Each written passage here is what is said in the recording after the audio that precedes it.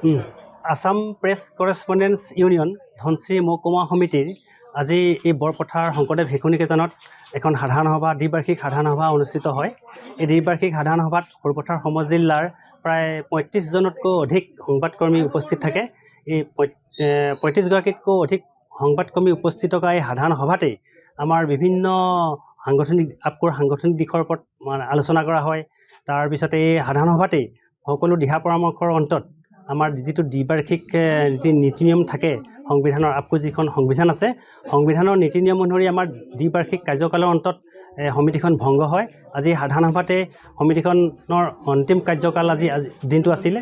এই অন্তিম কাৰ্যকালতে আজি আমাৰ পূৰ্বৰ সমিতিখনৰ পদত্যাগ কৰে আৰু পদত্যাগ কৰাৰ পিছত এই সভাজনৰ সভাপতিত্বতে পুনৰ এখন সভা অনুষ্ঠিত হয় আৰু সভাতে নতুন সমিতি এখন কাৰ্যনিৰ্বাহক সমিতি এখন গঠন কৰা হয়।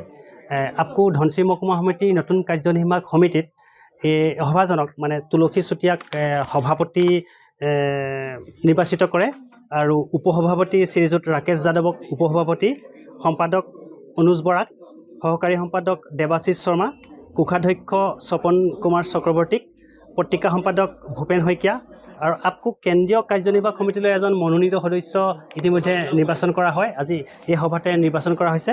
তেখেত হ'ল বিবেকানন্দ দত্ত আৰু কাৰ্যনিৰ্বাহক সদস্য 4গৰাকী আমাৰ ইয়াত নিৰ্বাচিত কৰা হৈছে। এগৰাকী ঝংকাৰ গগৈ, তপন কুমাৰ বৰা, উদীপ বৰা, ৰাজেশ তালুকদাৰ আৰু অন্যান্য যিসকল সংবাদকৰ্মী আছিলে আপকোৰ সদস্য হৈ সদস্য হ'ব হয়। আৰু এই সাধাৰণ সভাতে আপকো কেন্দ্ৰীয় সমিতিয়ে এগৰাকীক পৰ্যবেক্ষক নিয়োগ কৰিছিলে। পৰ্যবেক্ষকগৰাকী মোৰ কাষতে এখেত উপস্থিত আছে। এখেত দিগন্ত মহন্ত, আপকো কাৰ্বি আংলং জিলা সমিতিৰ সভাপতি। এখেতক উপস্থিতিৰে আজি কাৰ্যনিৰ্বাহক সমিতিখন গঠন কৰা হয়।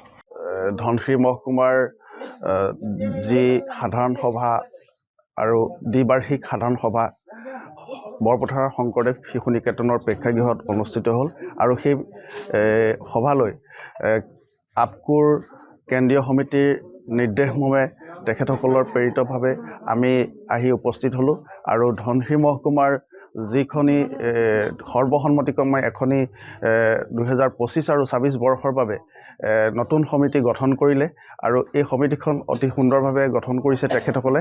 আৰু এই সমিতিখনৰ যি তেখেতসকলৰ কাম কাজ তেখেতসকলে পৰৱৰ্তী সময়ত তেখেতসকলে চলাই যাব আৰু আপকোৰ ক্ষেত্ৰত ধনশ্ৰী মহকুমাৰ যি অৱদান, এই অৱদান তেখেতসকলে নতুনকৈ আকৌ আগুৱাই লৈ যাব আৰু সকলোলৈকে মই কেন্দ্ৰীয়ভাৱে পৰ্যবেক্ষণ কৰি তেখেতসকলক ধন্যবাদ জ্ঞাপন কৰিছোঁ আৰু শুভেচ্ছা জ্ঞাপন কৰিছোঁ। এই সমিতিখনে যাতে ধনশ্ৰী মহকুমাটোৰ পৰা এক সুন্দৰভাৱে কেন্দ্ৰত কাম কৰিব পাৰে তাৰে কামনা কৰিছোঁ।